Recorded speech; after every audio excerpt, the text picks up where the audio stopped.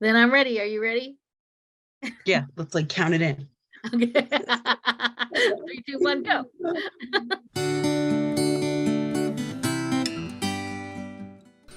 Welcome to Hope and Heresy, Life on the Religious Left, where we wrestle with contemporary issues using history and theology as our guides. Our task is to reclaim religion for everyday people who want to live meaningfully without letting arbitrary doctrine or oppressive religious practice prevent us from asking big questions about our complicated world. I'm Reverend Sarah Lindsay. And I'm Reverend Peggy Clark, and we're Unitarian Universalist ministers broadcasting from Community Church of New York, here in New York City.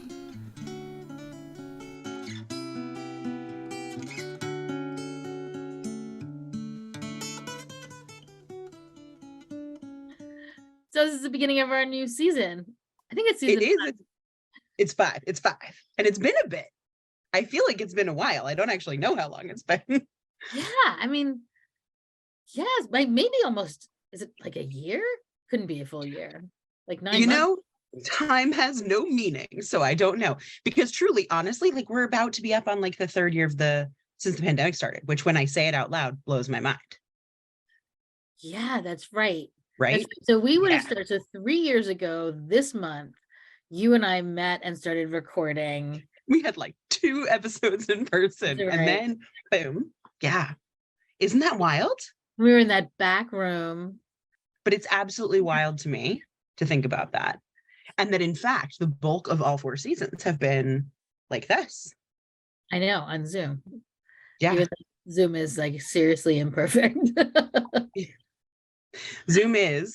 I think what's really interesting about it though is it weirdly has lent this strange intimacy to it and has afforded this video option to it too, which is kind of bizarre. But we can't do the thing you and I do naturally because we're New Yorkers and we talk over each other. Yes. Because if you don't interrupt someone, you weren't really listening. Yes, this is true.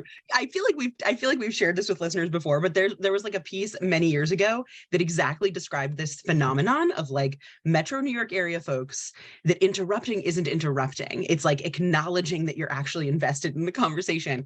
And I'll tell you, it drives everyone I know crazy. but it's just like, it's how we talk. Yeah, it does make that part harder. So I do miss being in person with you, even though these many years, but so next season. But here we are, Yeah, so let's talk about what this season is, because it's different. We could actually be in person, except that this season we have all these other people joining us.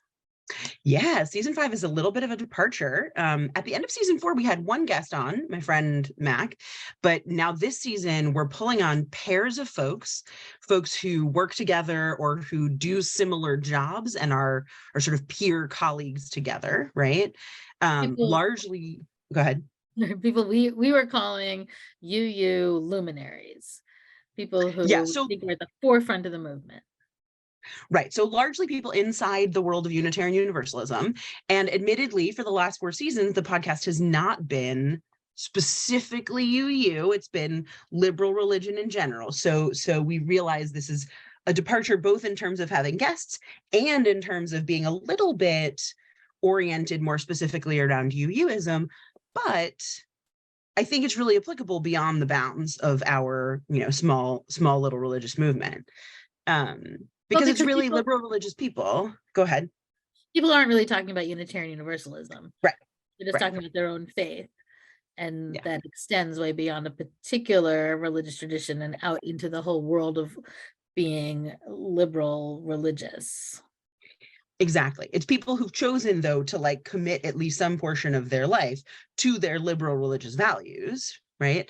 And we're asking all of them the same question, albeit phrased slightly differently on different episodes. Do you want to tell the listeners what that question is, Peggy? Oh my, I'm going to have to remember it. Something like, what do you see as the central task for humanity in this historical moment?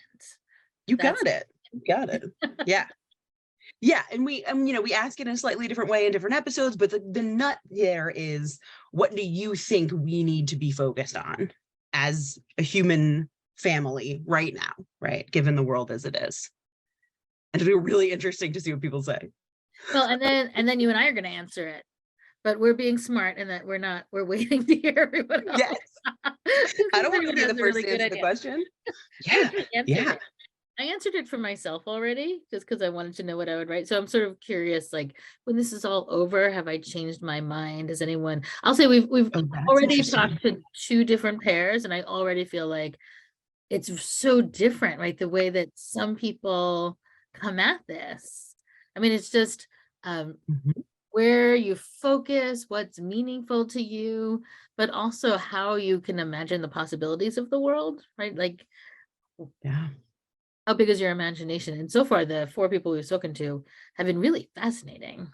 Yeah, I think it's going to be interesting to see if they overlap with each other, right? Like, in my heart of hearts, honestly, Peggy, my biggest fear was like, they're all going to give the same answer, essentially, right? What that was going to be, I don't know, but that was my like big fear, was that everybody's going to come out with essentially like it's going to get reduced to the same thing in every case. I don't think it's going to happen.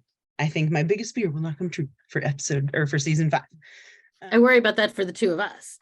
That like, and partially that's even why we're doing this, because after doing 4 seasons together, it was kind of like, what else do we even have to say? So, and are we plenty to say, Peggy? Well, because we both keep talking apparently. But I mean, no, like, that's true.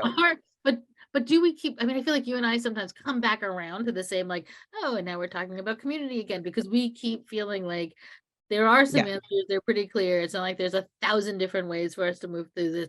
There are a handful of things that we can and should be doing. So, it's really, how do you do right?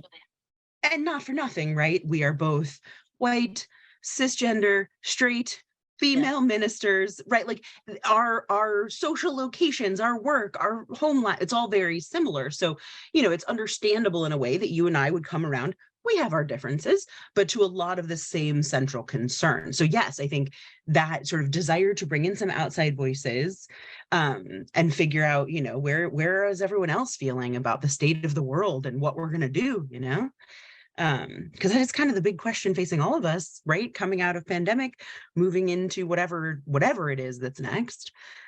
What do we do, right? So, that's our season.